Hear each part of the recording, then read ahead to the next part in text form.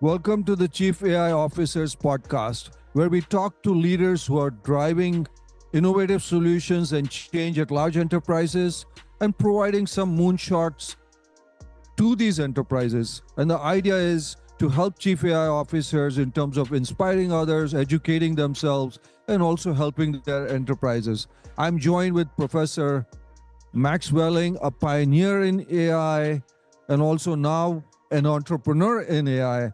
Who's had a very distinguished career. He's holds a chair in AI and machine learning at the University of Amsterdam, and also the CTO or the Chief AI Officer of CuspAI. Professor, welcome to the CAIO podcast.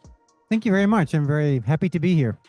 Awesome. So we are in your city, but there has been some good news recently, and I want you to tell our audience there was a Nobel Prize that just got announced. What does it mean and your connection to that Nobel Prize, even though we're talking about Chief AI podcast, but I want our audience to get your perspective. There was a recent Nobel Prize that was announced. So please tell our audience. We have a global audience, Yes. Professor. So in fact, yesterday, there was a Nobel Prize awarded to John Hopfield and Geoffrey Hinton. So they had used models from physics, spin glass models, and had inspired them to build new AI models. And these AI models grew into deep learning and the models that we see today in large language models, which in turn are impacting back the sciences. So a lot of physics now uses these tools again. I had done a postdoc with Jeff Hinton, first in London for a year and then 2 years in Toronto. So I know him well. He's also on the board of our company, CuspAI, on the advisory board. So it was very, very exciting for us, not just to see that AI is able to win Nobel Prizes in the sciences, but also that it was awarded to this very special mentor of me. I should also say that today, surprisingly, there was a second Nobel Prize in chemistry awarded to an AI group of people, in particular, Google DeepMind, and Baker Lab. And this was for protein design and protein folding using AI tools. So AI for molecules and materials is on a roll. I think this will be tremendously important for the field. And I think we'll see a lot of young people now wanting to enter this field. Well, that's a perfect segue to talk about this incredible new venture that you have. I think of it like a moonshot, which is really focused on, as you said, and I could be paraphrasing it, Rod, it's a search engine for material sciences. So tell our audience, why is CuspAI so important for material sciences? And then we'll talk about its implication for sustainability also. But let's tell our audience what CuspAI is, Professor. Yeah, maybe you can go back to the revolution of the actual search engine. I think it was Google at that point, when there was an age when you had to use a small book to figure out when the trains were leaving. You couldn't look it up on your phone, and information wasn't at your fingertips. And so then the search engine came and it unlocked all that information. So what we are seeing now is a new wave of efficient searching through the space of all molecules and materials, using the AI technologies and tools that are being developed for generating new images and videos, but now, and language and chatbots. These tools are also being used to design and search through the space of materials. The difference is that we're not searching through the space of known materials. We're searching through the space of all possible materials, which is, of course, many, many times larger than the space of known materials. And this could mean that in, I don't know, maybe 5 or 10 years, we can create materials on demand. You have a material that you need for your particular application. You type in the properties that you want, and the search engine will find the material that has the properties that you want. And you can then move on with, manufacturing it and putting it in your product. Wow. So you basically have turned the whole thing on its head, saying, instead of searching for this, you tell us what you want, and your search engine will find you the materials. That's pretty important. Max, in terms of its implication for sustainability and environment, because that's something very important to you. Talk to our audience. How will CuspAI impact that? Yeah, so this company that I co-founded with Chad Edwards, he's in Cambridge, by the way, so we're a distributed company, was started on the basis of a mutual worry that we have about the state of the climate and the inability of politics to do anything about it. So people don't quite see the actual urgency of it right now. And so we thought, what can we do in order to move the needle on this problem? And so we saw that AI was definitely being used for this, not just simulating molecules, but also searching through molecules. And then we connected up with two important chemists, Susanna Garcia and Baron Smith, who had already developed a platform to evaluate any material, what's called a reticular material or nanoporous material, often called metal organic framework, that is very good at capturing carbon dioxide in its pores. So it's binding carbon dioxide in its pores. But it turns out that it's for every process that you have in order to capture the carbon, or even in any region where you place your machine to capture the carbon, you need different materials that are optimal for this process. And so we then, came up with an algorithm to search through the space for the optimal materials for carbon capture. But that's just one application. Even in the same space of materials, these metal organic frameworks, they also use to store hydrogen. So you can find the optimal material to store hydrogen or to do gas separation more generally. And then if you're willing to move a little bit away from that specific class of materials, you can start to apply it to search for new semiconductors that could replace silicon in the end and help make sure that Moore's law will continue. And this is only a very small fraction of possible applications of what a search engine can unlock in terms of potential for our society. Wow, that's very impressive. Max, we have other entrepreneurs listening to this podcast. You said you hired some chemists. You are an AI person.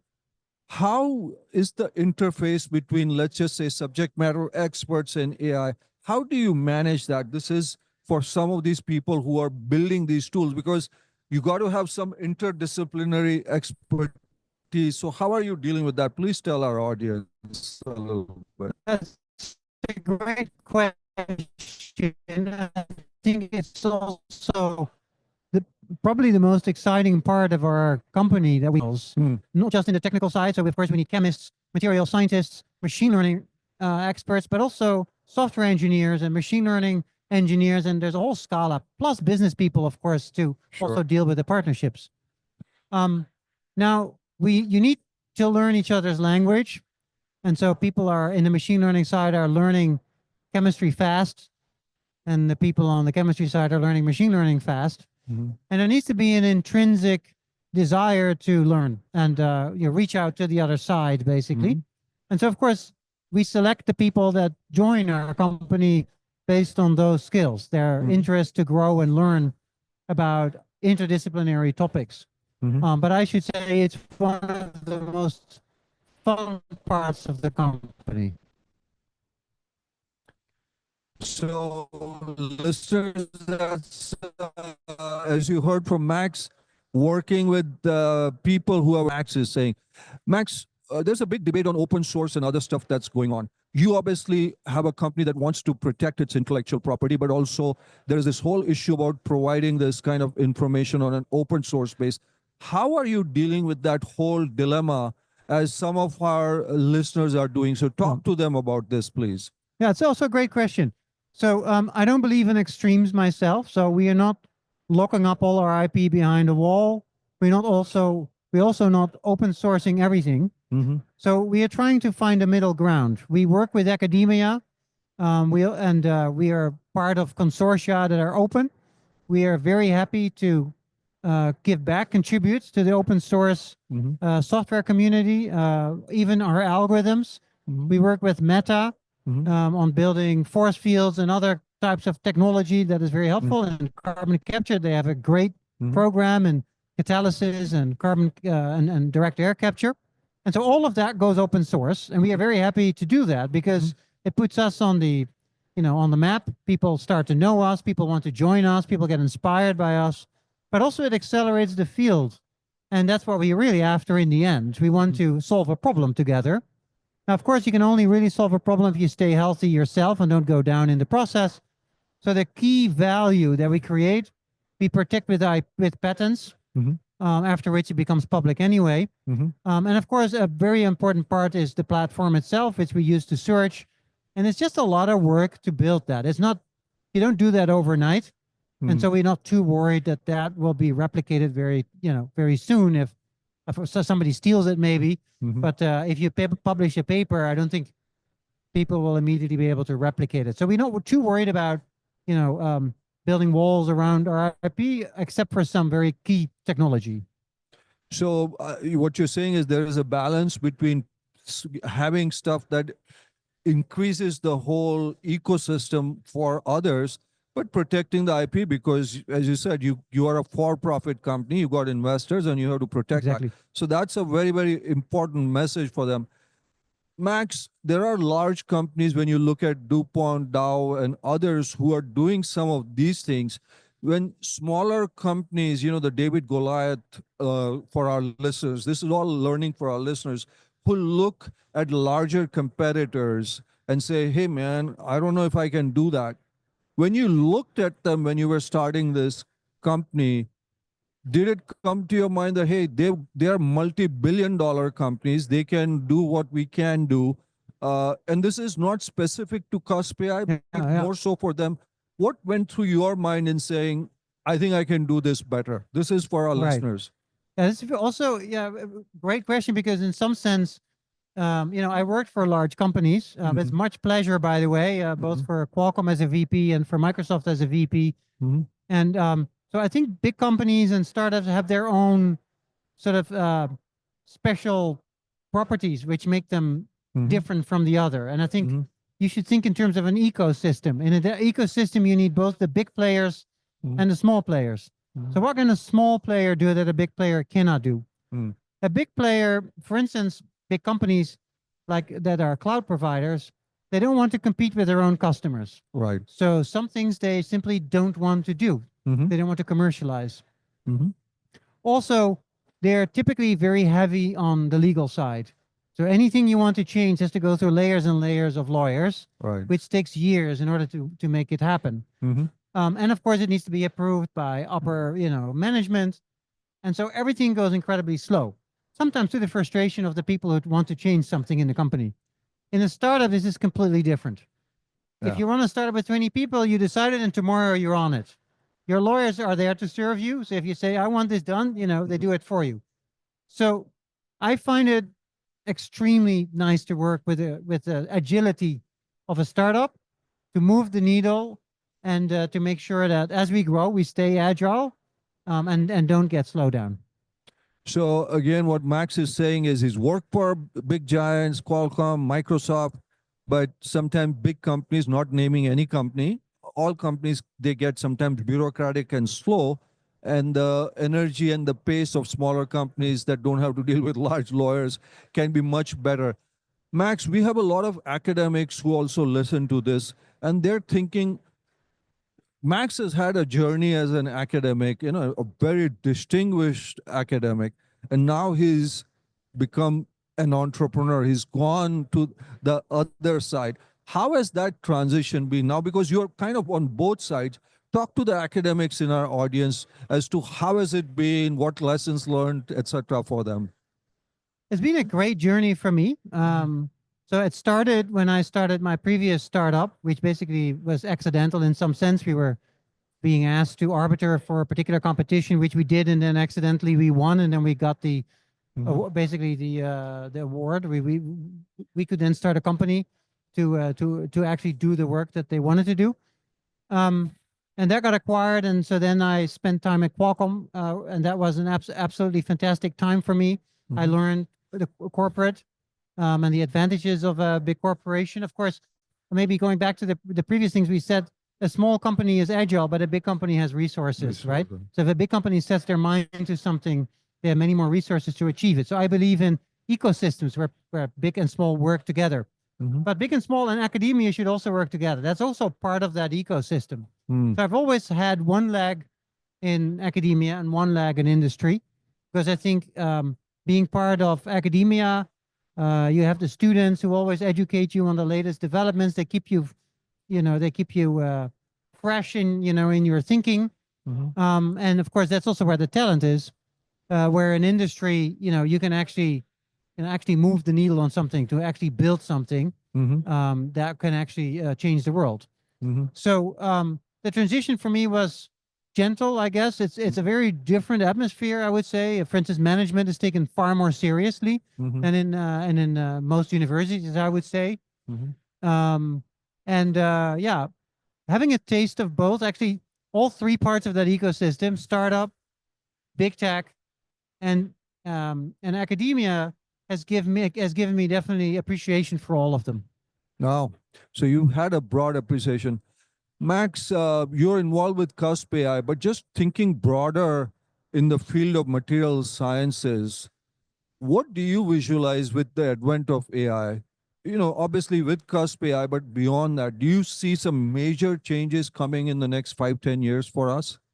I think so. It's always a little hard to look in a glass bowl, but this is a field where you don't have to worry too much about privacy issues, because the data is all about molecules. Compute is ramping up very fast, mostly for large language models. But maybe at some point they'll have too much compute at their hands. And so all these things are there for this field to really go fast. Now, we've also seen 2 Nobel Prizes in this field, which means that we see a lot of talent being driven towards this in the next coming years. There's huge amounts of data available and being generated at a very quick rate, which is great for machine learning models. And the field is growing very quickly, more generally. Right now, if you go to a major conference and you count the number of workshops in this field, you count 4 or 5 at least that are in AI for science. And maybe the most important thing is that young people, but actually all people also at all ages, they're increasingly motivated to do good for society. There's a lot of things that worry people nowadays, and I think people should be worried about things. The people are shifting towards, what can I contribute?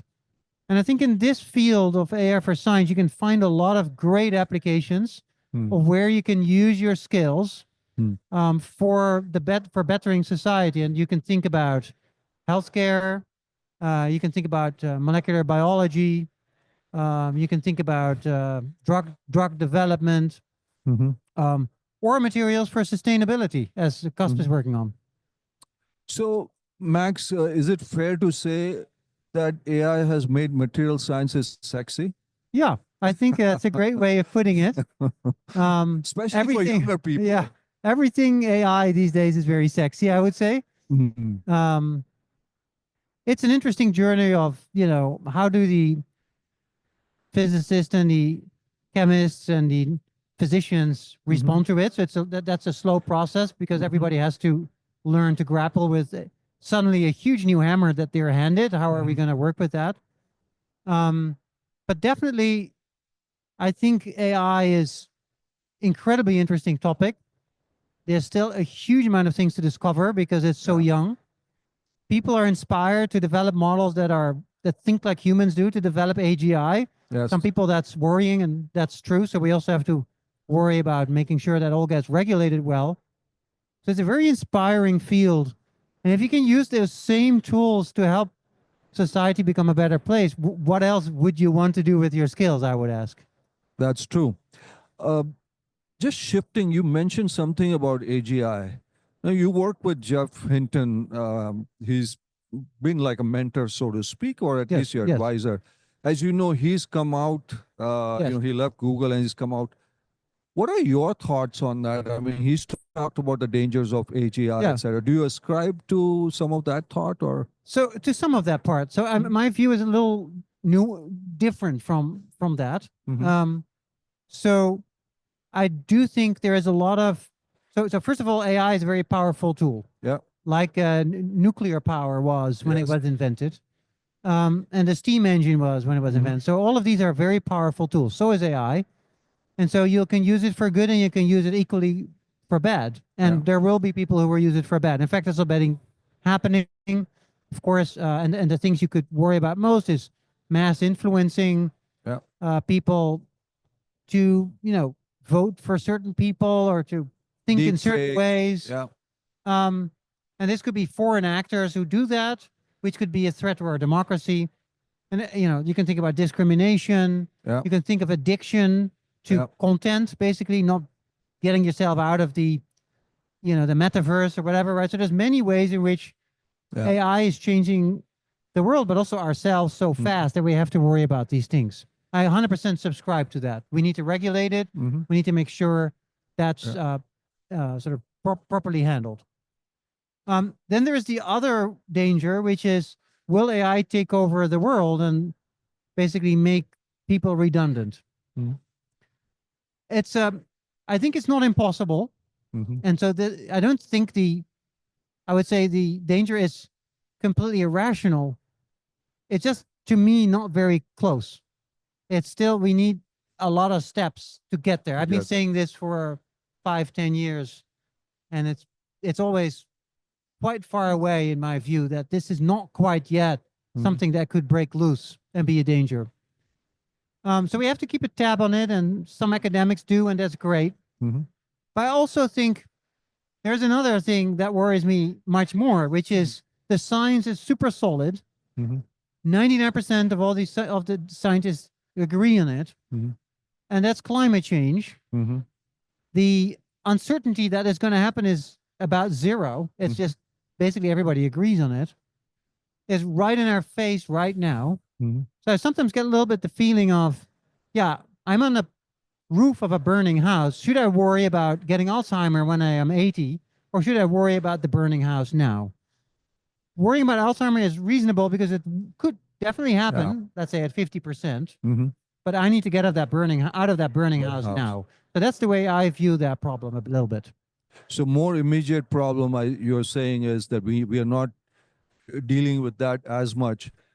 I also want to say there's a level of uncertainty around this. I'm not saying I hold the truth. There's very distinguished colleagues of me, Jeff Hinton being one of them, Joshua Benjo being another one of them, that worry much more about this time. So I have certainly uncertainty about this. So that's why I think we should definitely worry about it and provide regulation about it. It's just a personal view of where I think it is. There's also very smart people on the other side of the debate, like Jan LeCun, who has spoken out on the other side of the spectrum. So I guess I'm somewhere in the middle in this. But yeah, that's good to know. Shifting one thing, your operations, as you told me, are based in Amsterdam, Berlin, Edinburgh. There is this whole conversation that I've talked to a lot of leaders in Europe. Mario Draghi came out about how the European Union needs to be competitive, digital. Some AI companies say they won't release certain levels of models here, etc. You worked you work for American companies like Qualcomm and Microsoft and others, and now obviously in others, and you based your operation. The talent is definitely here. I mean, look around here. Yes. What are your thoughts on this whole debate that is currently raging? Because I get a lot of email posts from Europeans and Americans and others. I think we need to do better in Europe for sure. It's you just look at the numbers, and you can clearly see that we're far behind what's happening in the US. So the question is, how can we do better? As you pointed out, Europe is a fantastic place to start a company because there is a lot of talent, and talent is relatively cheap relative to what you would pay in the US. So I think there's massive opportunity here. What's missing is perhaps a lot of venture capital to pump into this. But I think we should welcome venture capital where where we have our own successful entrepreneurs who will then hand over the baton to the next generation and will educate the next generation of how to do this. There will be more capital. People will become rich. That capital will then flow into venture firms who will then fund the next generation. So, the regulation depending on the experience that we have, so that we become agile as well.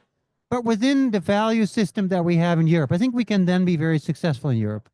So invite venture capital and companies from United States, UK. Funding is something, as you said, that probably the European Union needs. Yeah. And the other thing is obviously be agile as far as regulations are concerned. Look at it maybe on a yearly basis, evolve as the technology evolves. Yes. Those are fantastic points. Max, finally, for our listeners who are setting up AI, who are chief AI officers of companies and C-level execs, etc., one actionable point that you can leave them with, your thoughts as they are setting up their enterprise. You are a pioneer, a leader in AI. So what would be your final thought for them? I think what's been most important for our company is to think very hard about your mission. Because when you hire your team, you want everybody to subscribe to that mission. Also, when times are dire, you can always go back to your mission. Why am I doing this? I'm having a hard time. Things are not going as I wanted. But why am I doing that? If that's crystal clear, in our case, it is reduce the cost of carbon capture so that in the future this technique can be developed for everyone, and everybody will commit to compensating their carbon emissions. If we can achieve that, mission accomplished, right? And so I think instilling that sense of mission in your team from the very get-go is what makes it gel together and make people want to work to make it a success. Great. We'll end on just asking you a lightning round of questions, just one-word answers from you. Oh. This keeps our audience engaged. In your case, because of what happened with the Nobel Prize, you can pick both. We'll make an exception for you. So Max, GPUs or TPUs? Oh, I'm not going to answer that question. Oh. Why would I? Because I might want to work with, Microsoft or Google. Google. Okay. He's pleading the fifth in America. Yeah, I'm pleading the Fifth Amendment. Okay. That's right. You have to come up with another one. Cloud or on-prem? Cloud. Okay, at least he's answering that. Let's just say synthetic data or human-generated data? Synthetic data for us, or lab data. Lab data. Or synthetic data in a computer. Mostly synthetic for us. Mostly synthetic data. Awesome. Max, thank you so much. Your insight into machine learning, into material sciences, and building startups, working with large companies, and the whole European ecosystem. I'm sure our audience has gained tremendously from it. And our audience, if you can see, and I'm sure you've seen how the academic world, the corporate world, the startup world kind of come together. As long as Max says, focus on the mission, have the mission clear in your mind. Thank you, Max, for being on the CIO podcast. Thank you very much. It was a huge pleasure. Thank you.